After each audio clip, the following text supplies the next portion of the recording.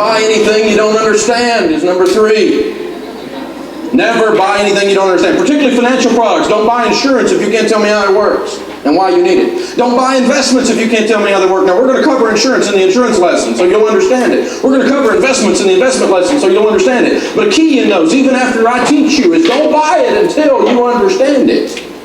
And if you don't get it when you went through it with me, go through it again, and talk to somebody, learn from somebody. Don't buy things you don't understand. Well, Dave, I'm very good at that. I research everything. I don't buy anything I don't understand. Right. And that DVD player is at home blinking 12. Can't even set the clock on it. Number 4, consider the opportunity cost on your money. Opportunity cost on your money is when you put money here, by definition it cannot be here. If I put $4,000, $5,000 in a Roth IRA, by definition I can't go on a cruise with that money. If I spend the money on a cruise, by definition, I can't put that money in that Roth IRA. So you lose the opportunity of the cruise when you do the Roth. When you do the cruise, you lose the opportunity of the Roth. One of the way you're going to have a cost associated with having done something with your money. You lose the cost. What?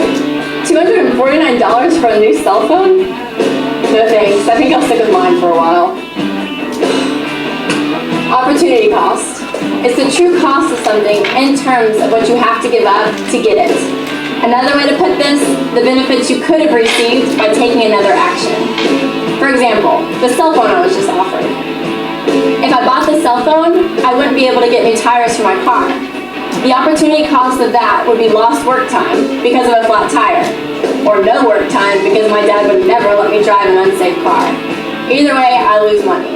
In economics, everything is about using resources efficiently.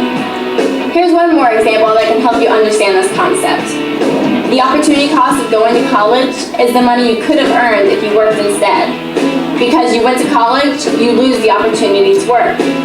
On the other hand, you hope that by going to college, your earning potential will be higher because of your degree. A really good example of this is a guy I know that teaches investments and sells investments for a living, and I was on a stage with him, and he said, the story he told was this. He said, when I was young, in my 20s, I set a goal to buy myself a brand new Mercedes. I was driving this old junky diesel Rabbit car. I hated it. And I set a goal to buy myself a brand new Mercedes. And he said, Dave, I wanted a 1986 Mercedes. And he said, Dave, the model that I wanted was $40,000, and I set $40,000 aside in a mutual fund, and I promised myself the first year I made over $100,000 selling investments, I was going to take the $40,000 out of my mutual fund and go buy my dream 1986 Mercedes. The story goes like this. He took his $40,000 out because he hit $100,000 that year in his 20s. Sharp guy. Went over to the Mercedes dealer. Young kid gets out of a beat-up diesel Rabbit. They weren't even paying attention to him. The salesman's kind of got his nose up there. He said, so how are you going to pay for this, kid? He said, cash. I just took it out of my mutual fund. The guy says, where can we test drive? He said, Dave, I got in the car, and he said, it was my dream. I could smell that leather, that Mercedes feel, that Mercedes smell. Everything was there. He said, Dave, I looked out the window. I saw that emblem out there, and that emblem was saying, you're a success. He said, in case I forgot to look out there was one right there on the steering wheel. He said, I drove that car home. He said, they let me take it home. That's called the puppy dog close. RCA did it with televisions in the 50s, and it became popular after that. They'd send the television home for the evening. All the neighborhood would come around and see the television, because televisions were rare at that point, and by then you were so emotionally bought into it, you had to go take money back. You couldn't take the TV back. You're locked in once you test drive emotionally. So they let him take it home. He took it home. His wife says, that's it, honey. You've been wanting this. You've saved for it. It's been your deal. Your neighbors came over and said, man, you are the dog. You are killing it. He said, I made the mistake, though, Dave. I picked up my financial calculator and I put $40,000 in there. And he said, and I put in what mutual funds were averaging at that time. And he said, I couldn't do it. I took the car back. And I left my $40,000 in that mutual fund. And I went, later on earned a little bit of money, and I got me a $6,000 and $8,000 car. 12 years later, I'm on the stage with him. He's driving a Rolls Royce now.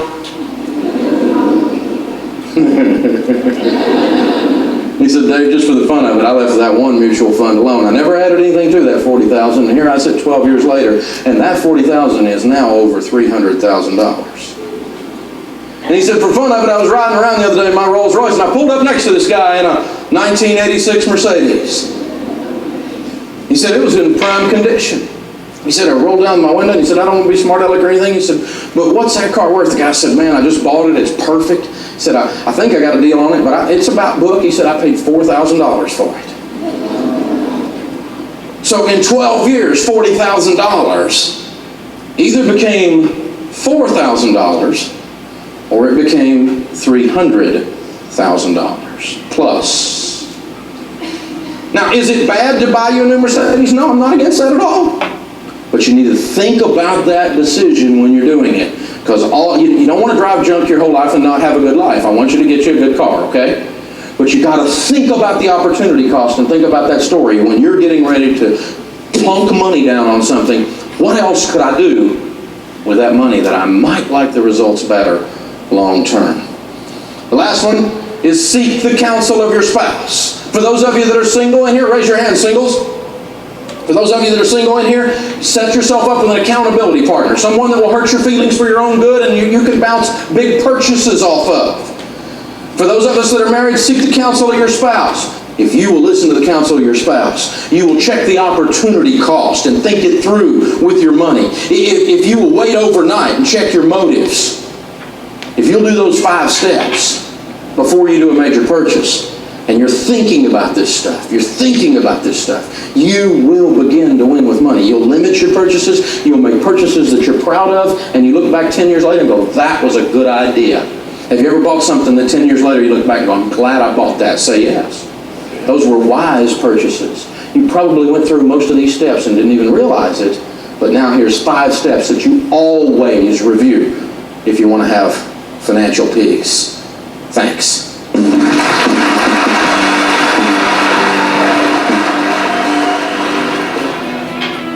Beware.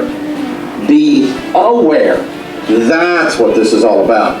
Companies compete for your money, and they do it aggressively, and they're experts at getting your money. Their mission is to make a profit off of you. Being a smart consumer doesn't mean you can't have fun, and it doesn't mean you can't buy things. But keep this in mind when making big purchases. Number 1, wait overnight. Never get caught up in the excitement and buy too quickly. Number 2, what is your motive? Is this a need or a want? Are you rationalizing the purchase? Number 3, never buy anything you do not understand. Number 4, consider the opportunity cost. If you buy this, you won't be able to buy this. If you buy this, you won't be able to buy that. And you lose the opportunity of one or the other. Consider that when you're making this big decision. And number 5, seek counsel. Always have someone that you're accountable to when you're making a big decision to bounce that idea off of. Even the Lone Ranger had Tonto.